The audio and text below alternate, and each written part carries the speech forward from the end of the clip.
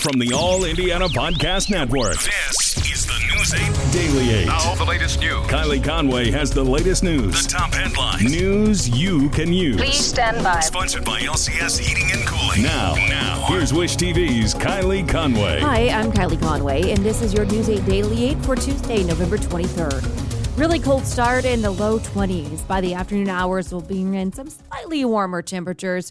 Bright skies, highs creep into the low 40s. Anderson schools are online again. It's at least the third time the district has gone virtual this school year. A post from the district says the problem is a bus driver shortage and classes will be back in person after Thanksgiving break. Earlier this month, classes went virtual because of teacher callouts. Today, a bill is up for discussion. State lawmakers are set to talk about a bill to stop businesses from issuing vaccine mandates and effectively end Governor Holcomb's COVID-19 emergency health order. News 8 looked over the draft of the bill, and so far, Governor Holcomb's requests are included in it. Those are an extension of the federal match for Medicaid funds, enhanced food assistance benefits, and the ability to vaccinate 5 to 11-year-olds. The bill would also end IU's vaccine mandates and require employers to honor religious or medical exemption requests. While it's being considered, Holcomb doesn't want the bill to send the wrong message. I hope it sends the message that if you get vaccinated, the odds of you ending up in the hospital or worse go way down. And a large number of people in Indiana, across the country and world, have done just that. The executive director for the state Democratic Party issued a statement saying Indiana and Hoosiers need every tool possible to protect their families and put the pandemic behind us. Eliminating certain tools puts the state in a weaker position to achieve this goal, just as another wave is hitting Indiana and putting more lives at risk.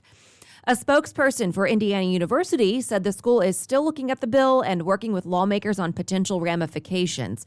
Following today's discussion, lawmakers will move to formally introduce and pass a bill on Monday. Indiana's current public health emergency expires on December 1st.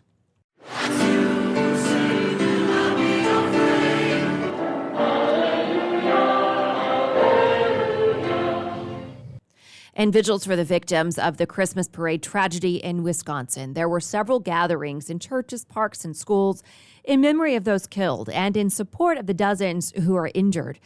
This morning, we know the names of the 5 people who died Sunday when an SUV barreled through the parade. Waukesha's police chief struggled to hold off emotions as he announced the names of the victims. Virginia Sorensen, 79-year-old female. Leanna Owens, 71-year-old female. Tamara Durand, 52-year-old female. Jane Kulich, 52-year-old female. Wilhelm Hospital, 81-year-old male. Authorities say 48 people are hurt. At least 18 of them are children, as young as 3. There are also 3 sets of siblings. Police say the driver was fleeing a different scene when he hit the parade. Officers are calling it a domestic incident, but aren't giving any details. Dale Brooks Jr. is due in court today. Authorities have also released parts of the first frantic 911 calls. We got about 10 to 15 people down in the street. We have multiple casualties. There's a car going westbound pushing parade cars on. I ran it. I escaped. Black male. I couldn't stop it. In today's hearing, Brooks is scheduled to hear the formal charges against him, including 5 counts of intentional homicide, which is Wisconsin's legal equivalent of murder. 3 teenage boys are behind bars in connection to an October shooting in Greenfield. Police say the teenagers shot at a 15-year-old on Noble Street on October 7th. That's in a neighborhood near Greenfield Central High School. All 3 are being charged with armed robbery and theft. According to police, one is also being charged with intimidation, possession of a machine gun, and carrying a handgun without a license within 500 feet of a school. Today, arguments come to a close in the trial of the 3 men accused of murdering Ahmaud Arbery. Prosecutors get the final word. In the first day of closing arguments, the defense worked to convince the jury that Arbery violently resisted a lawful citizen's arrest. Prosecutors contend the men chased down Arbery because he was a black man running down the street and that they shot him because he wouldn't stop. You do have the right to perform a citizen's arrest. You do have the right to have a firearm when you make an arrest. You do have the right to stop a person, and there is risk with that. And there are tragic consequences that can come from that. So what's the problem for the defendants? Well, we all know that Mr. Bryan's on his porch fixing it. Where's Travis McMichael? He's on the sofa inside the house. Where's Greg McMichael? This all started when I saw him running down the street. Once the rebuttal wraps up, the judge will give the jury its instructions and deliberations begin. Kyle Rittenhouse speaks. In a new television interview, he plans to lay low for a while. A jury found Rittenhouse not guilty of the charges he faced for shooting 3 men during protest in Wisconsin. In the new interview with Fox News, Rittenhouse says he's not a racist person and he supports the Black Lives Matter movement. Tucker Carlson asked Rittenhouse about comments President Biden made while campaigning last year, associating Rittenhouse with white supremacy. Mr. President, if I could say one thing to you, I would urge you to go back and watch the trial and understand the facts before you make a statement. It's actual malice, defaming my character for him to say something like that. Rittenhouse also said in the interview that he wishes the shootings never would have happened. Several more people are being subpoenaed in connection to the January 6th insurrection. The House Select Committee investigating the riot issued the subpoenas yesterday.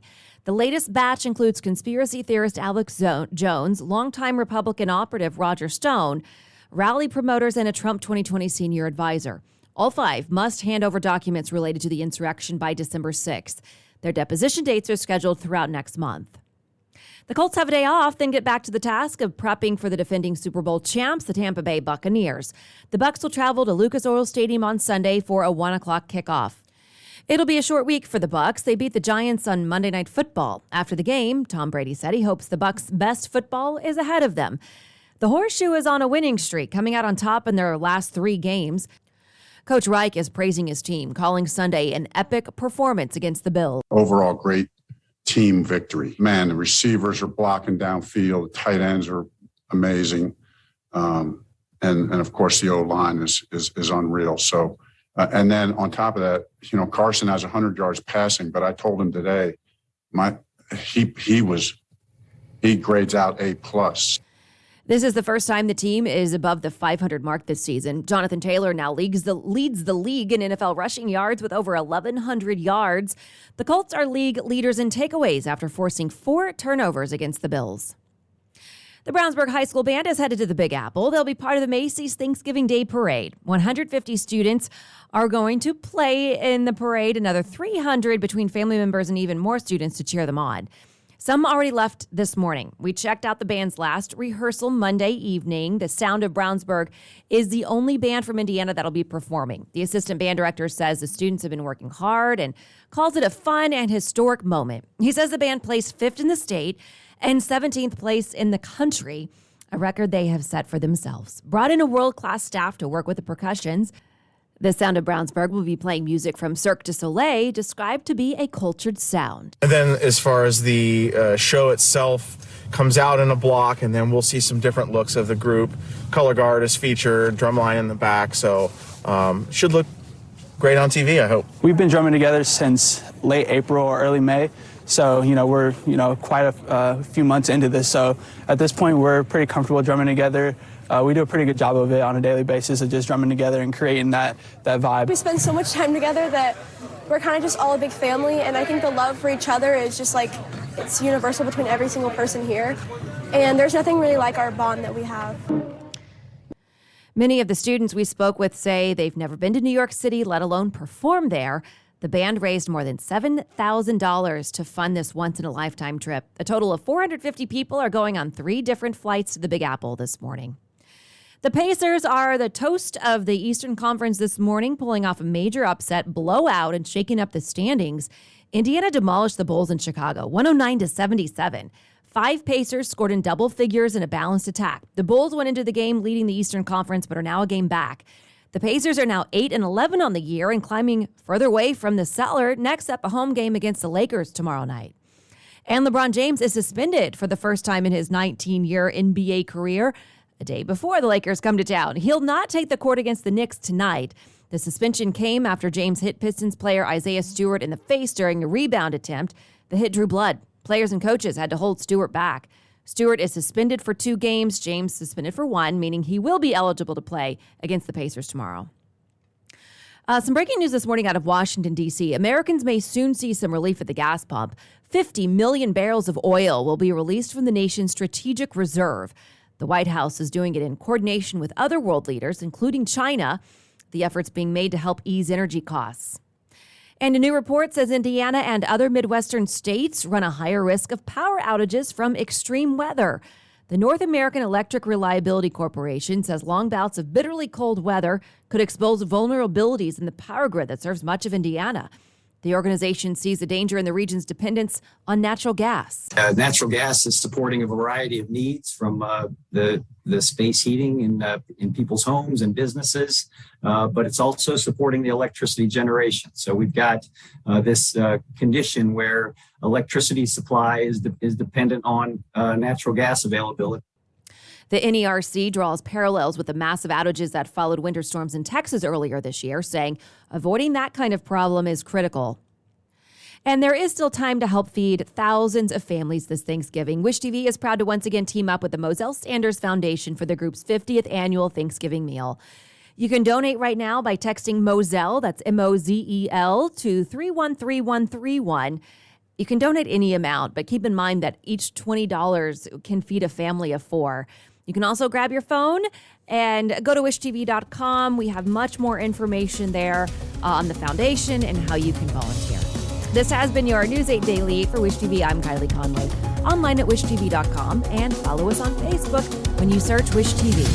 The News 8 Daily 8 is sponsored by LCS Heating and Cooling. Be sure to like and subscribe to this podcast on News 8 Daily 8 with Kylie Conway. And be sure to discover even more great podcasts now at allindianapodcastnetwork.com.